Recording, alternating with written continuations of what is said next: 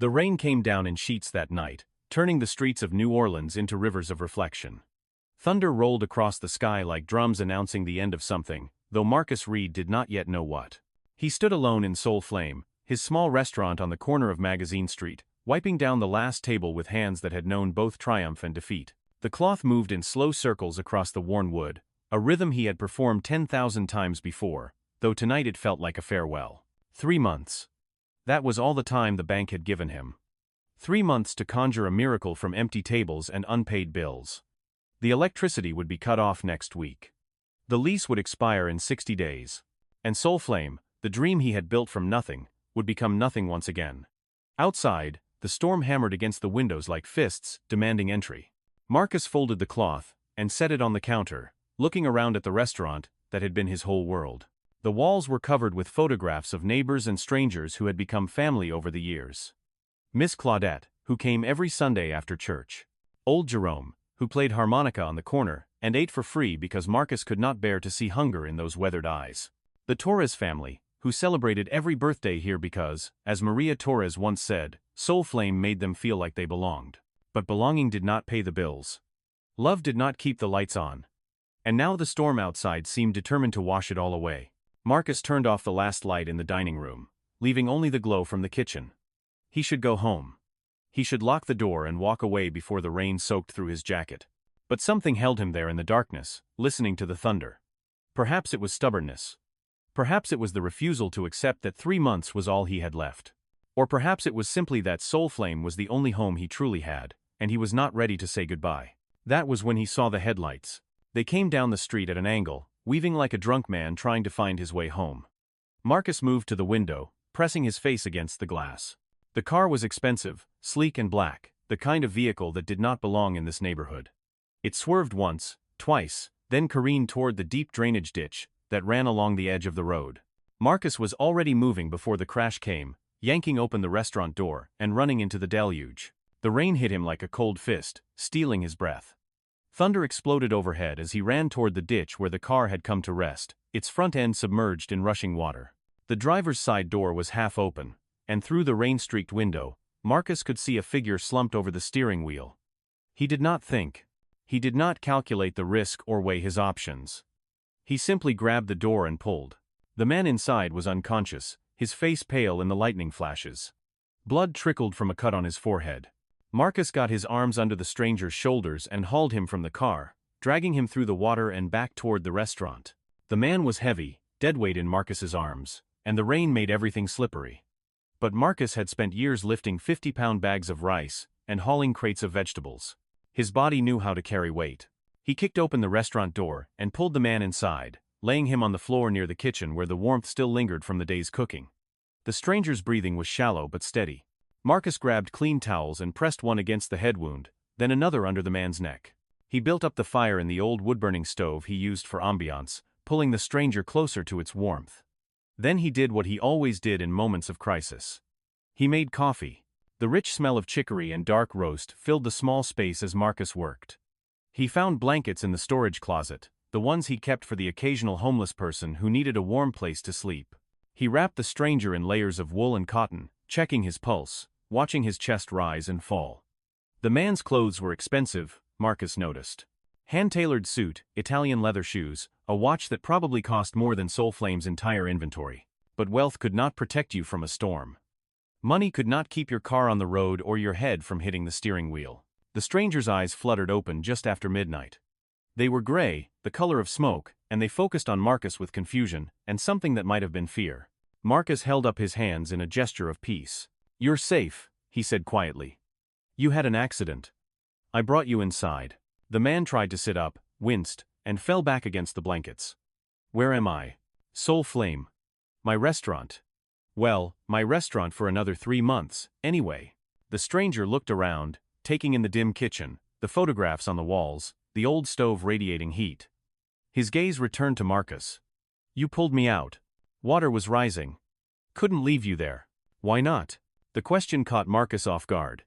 He poured coffee into 2 mugs, handed one to the stranger. "Because that's not who I am." They sat in silence after that, drinking coffee, while the storm raged outside. The stranger did not offer his name, and Marcus did not ask. Some moments existed outside the normal rules of introduction and small talk. This was one of them. Two men, strangers to each other, sharing warmth and silence while the world tried to tear itself apart beyond the walls. When dawn came, pale and hesitant through the rain-streaked windows, Marcus realized he had fallen asleep in the chair beside the stove. His neck ached and his back protested as he straightened. The blankets where the stranger had been were neatly folded. The coffee mugs were washed and placed in the drying rack. And on the counter, weighted down by a salt shaker, was a business card. Marcus picked it up with fingers that trembled slightly. The card was thick, expensive paper with raised lettering. Jonathan Hale, it read. Chief Executive Officer, Hale Industries. And below that, a phone number with a New York area code. Marcus turned the card over. On the back, in neat handwriting, were 3 words. Thank you, friend. He stood there for a long time, holding the card, trying to make sense of what had happened. Jonathan Hale.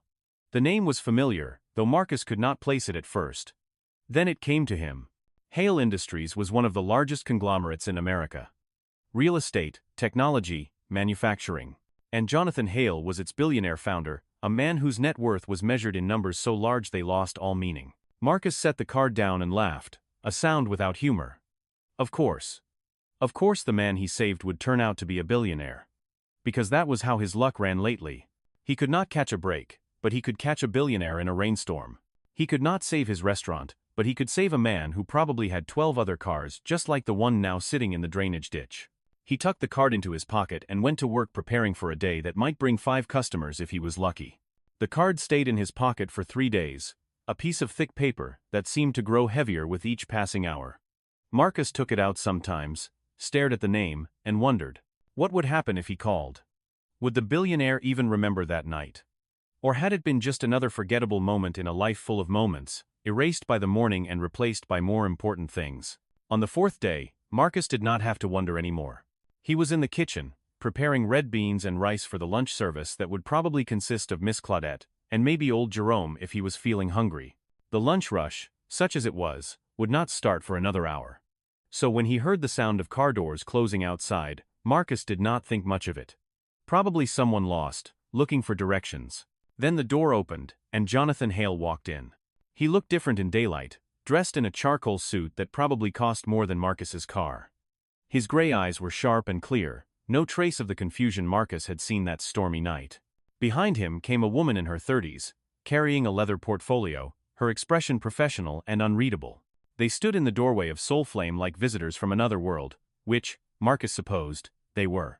Mr. Reed, Jonathan Hale said, and his voice was warm despite the formality. I hope you do not mind the intrusion. Marcus wiped his hands on his apron, acutely aware of the flour on his shirt and the smell of onions that clung to everything in the kitchen. Mr. Hale. I did not expect to see you again. I would have come sooner, but I had to return to New York. Business that could not wait. Jonathan looked around the restaurant with an expression Marcus could not quite read. I wanted to thank you properly. And I wanted to taste that coffee again. It has been haunting me. Despite everything, Marcus smiled. I can manage that. Have a seat wherever you like. Jonathan chose a table by the window, the one where Miss Claudette usually sat on Sundays.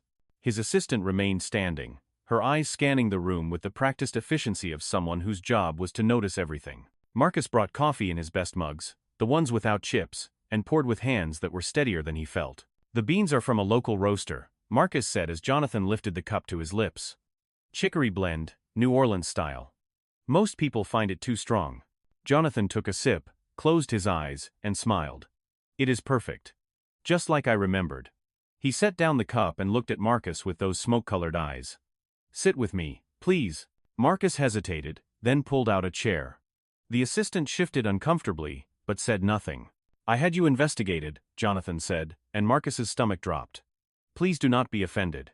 It is standard practice for me to know who I am dealing with. And what I learned was remarkable. He nodded to his assistant, who opened the portfolio and began reading in a crisp, professional tone. Marcus Anthony Reed, age 42. Graduated top of class from the Culinary Institute of Louisiana. Winner of the Young Chef competition in 2010. Opened Soulflame in 2015 with a small business loan. Recognized by the mayor's office for community service in 2019. She paused, looked up. You fed over 500 families during the pandemic. For free. Marcus shifted in his chair. A lot of people were hungry. I had food. You had a business to run, Jonathan said quietly. But you chose people over profit. That is rare, Mr. Reed. Rarer than you might think. It did not feel like a choice. It felt like the right thing to do. And now you are bankrupt because of it. The words hung in the air between them. Marcus did not deny it. What would be the point? Jonathan leaned forward, his hands folded on the table.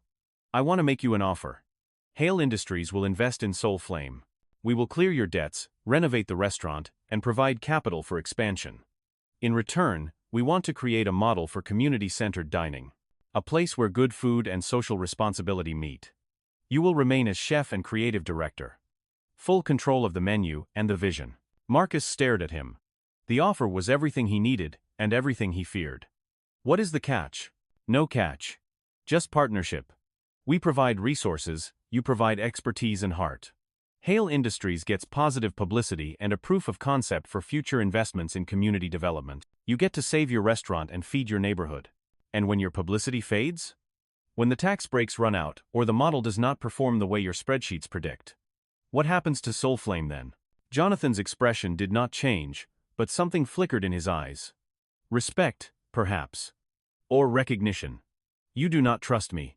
I do not trust billionaires who show up with solutions to problems they do not understand. Marcus stood, his chair scraping against the floor. I appreciate what you are trying to do, Mr. Hale. I really do. But Soulflame is not a publicity stunt. These people are not props for your press release. This is their home. My home. And I will not sell it. Even to save it. The assistant looked shocked, but Jonathan simply nodded slowly. I understand.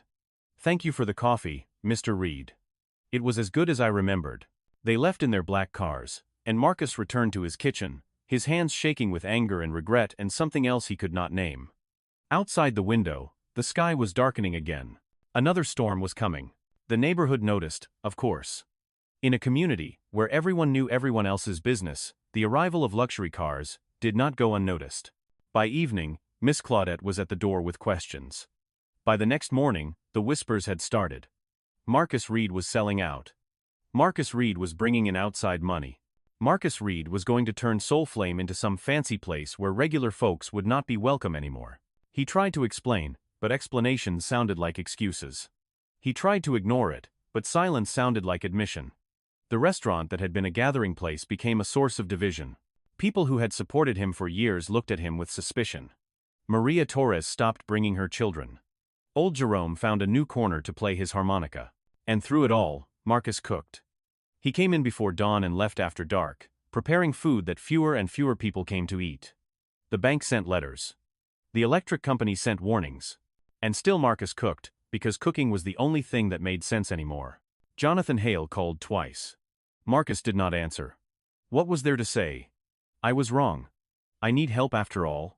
Pride was sometimes the only thing a man had left, even when it was killing him. Then the second storm came. It was worse than the first, a late-season hurricane that meteorologists had not seen coming. The city scrambled to prepare, but preparation meant little against wind that strong and rain that heavy. Marcus was at the restaurant, trying to secure the windows with plywood, when the call came. His assistant manager, Teresa, was trapped at her apartment with her 2 kids. The roof was leaking, water was rising in the streets.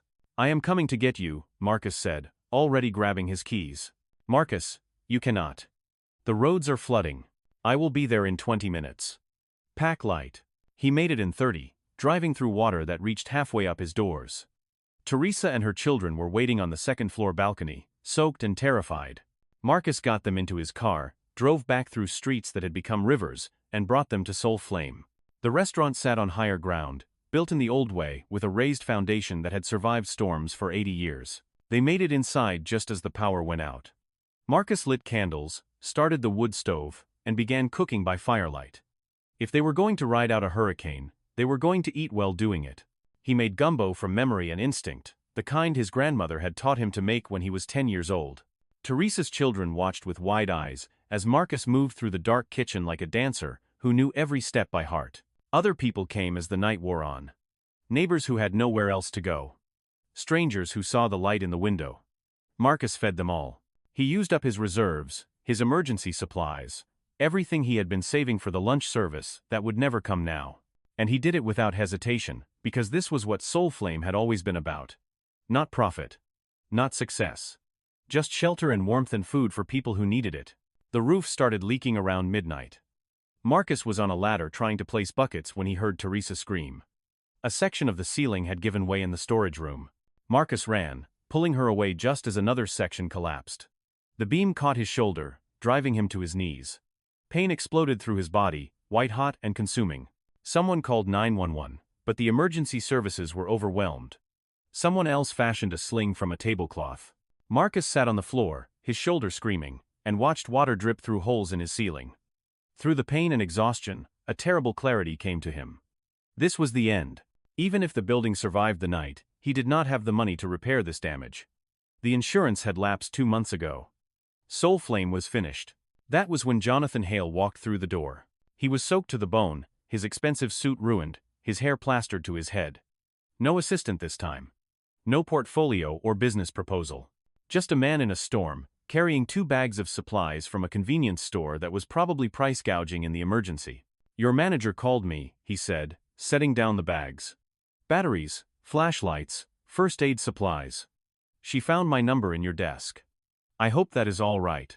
Marcus tried to stand and failed. His shoulder would not cooperate. "You did not have to come." "Yes, I did." Jonathan knelt beside him, examined the makeshift sling with a professional eye. "This needs proper medical attention. The ambulances are not coming tonight. Then I will take you myself. After the storm passes." They sat together on the floor of the ruined restaurant while the hurricane raged outside. Jonathan helped Marcus to a chair, then did something Marcus did not expect. He took off his jacket, rolled up his sleeves, and started helping. He moved furniture away from the leaks. He distributed the supplies he had brought. He even attempted to help Teresa cook, though his skills were clearly limited to boiling water and burning toast. "Why are you here?" Marcus asked finally, his voice rough with pain and confusion. Jonathan was quiet for a long moment, staring at the candle flame dancing between them. "When I was 23, I was sleeping in my car. I had a business idea but no money, no connections, no way forward. One night, someone broke my car window. Smashed it while I was sleeping and stole everything I had. My laptop, my clothes, the $73 I had saved. I was bleeding from the broken glass, sitting on a curb in the rain, and I thought it was over. I thought I would never climb out of that hole." He paused, and in the candlelight, Marcus could see something raw in his expression. Something real. "A restaurant owner found me. She cleaned my cuts, fed me, let me sleep in her storage room. She did not ask for anything in return. Did not want my gratitude or my future success. She just helped because I needed help. Her name was Dorothy Chen, and she died 5 years ago. I tried to repay her, tried to give her money, but she would not take it. She said, 'You cannot repay kindness. You can only pass it forward.'" Jonathan looked at Marcus. "That night in the storm, when you pulled me from that car, you did not know who I was. You did not calculate the return on investment. You just acted. That is rare, Marcus. In my world, everyone wants something. Everyone has an angle. But you? You just saw someone who needed help. So this is about repaying a debt," Marcus said. "No. This is about understanding what matters." Jonathan gestured to the people huddled in the candlelight, eating gumbo and sharing blankets. "This is what I have been missing. Connection. Purpose. Something bigger than quarterly earnings and stock prices. You have built something real here. And I do not want to buy it or own it or put my name on it. I just want to help it survive." The storm broke near dawn, leaving behind a city transformed by water and wind. When the emergency services finally arrived, they found Soulflame still standing, battered but unbroken. They took Marcus to the hospital where doctors confirmed what he already knew. Separated shoulder, multiple contusions, and exhaustion that went bone deep. They wanted to keep him overnight, but Marcus checked himself out. He had a restaurant to rebuild. Except he did not have to do it alone. Jonathan Hale kept his word, but not in the way Marcus expected. There were no press releases, no publicity campaigns, no photographs of billionaires saving struggling businesses. Instead, there were quiet deposits that covered the immediate debts. There were contractors who worked at cost because Jonathan called in favors. There were permits that moved through the system with unusual speed because Jonathan knew which offices to contact. But the vision remained Marcus's. Every decision about the menu, the design, the atmosphere, it all came from him. Jonathan showed up sometimes, always asking questions, never demanding answers. He learned to chop vegetables with the kind of focused intensity he probably brought to boardroom negotiations. He burned 3 pots of rice before finally getting it right. And slowly, over weeks that turned into months, he became something Marcus had not expected. A friend. The neighborhood remained skeptical. Trust, once broken, was not easily repaired. But Marcus kept cooking, kept serving, kept showing up day after day. He hired back Teresa. He reserved a table permanently for Miss Claudette. He put a chair on the sidewalk for old Jerome to play his harmonica. And gradually, slowly, the community returned. The grand reopening happened on a Saturday in October, when the air had finally cooled and the summer storms had given way to gentle autumn. Marcus had not wanted a grand reopening at all. He wanted to simply unlock the doors and start serving food. But Teresa had insisted, and she had a way of making her insistence difficult to refuse. So there were flowers on every table, arrangements donated by the florist down the street. There was music, a jazz trio from the university who played for tips and gumbo. And there were people, so many people that they spilled out onto the sidewalk and into the street. Neighbors and strangers, familiar faces and new ones, all drawn by the smell of cooking and the promise of something more than just a meal. Marcus stood in the kitchen, watching through the service window as the dining room filled. His shoulder still ached in the cold, a permanent reminder of the storm. But the pain was manageable, a small price for what he had gained. Jonathan Hale was there, of course, sitting at a corner table by himself. No assistant, no entourage, just a billionaire in a casual shirt drinking chicory coffee, and looking more relaxed than Marcus had ever seen him. When their eyes met, Jonathan raised his mug in a small salute. As the evening wore on and the restaurant buzzed with conversation and laughter, Marcus found himself standing at the pass, looking out at the room he had almost lost. Miss Claudette was holding court at her usual table, telling stories to anyone who would listen. The Torres children were drawing on paper tablecloths, their mother laughing at something Teresa had said. Old Jerome sat near the door, his harmonica case open, playing songs that had no names but everyone somehow knew. Teresa appeared at his elbow. "You should say something. The people want to hear from you. I am not good at speeches. You are good at truth. Just tell them that." So Marcus wiped his hands on his apron and stepped into the dining room. The conversations faded as people noticed him standing there. He had not prepared anything to say. He had only his gratitude and his wonder that any of this had survived. "I am not sure what to say," he began, his voice rough. "Except thank you. Thank you for coming back. Thank you for believing in this place when I had stopped believing in it myself." He paused, searching for words that would not sound foolish. "A few months ago, I thought it was over. I thought I had failed. But someone reminded me that storms do not come just to destroy. Sometimes they come to wash away what is broken so something stronger can grow. Soul Flame is stronger now. Not because of new paint or fixed ceilings, but because we remembered what it was for. It is for us. All of us. This is our home." The applause started somewhere in the back, and spread through the room like a wave. Marcus felt his throat tighten with emotion he had not expected to feel. He caught Jonathan's eye again, and the billionaire was smiling, his expression soft with something that might have been pride or satisfaction or simply joy. Later, when the last customers had left, and the staff was cleaning up, Jonathan helped Marcus lock the doors. They stood on the sidewalk in the cool evening air, looking at the restaurant that had brought them together. "I have been thinking," Jonathan said carefully. "Hale Industries wants to start a foundation.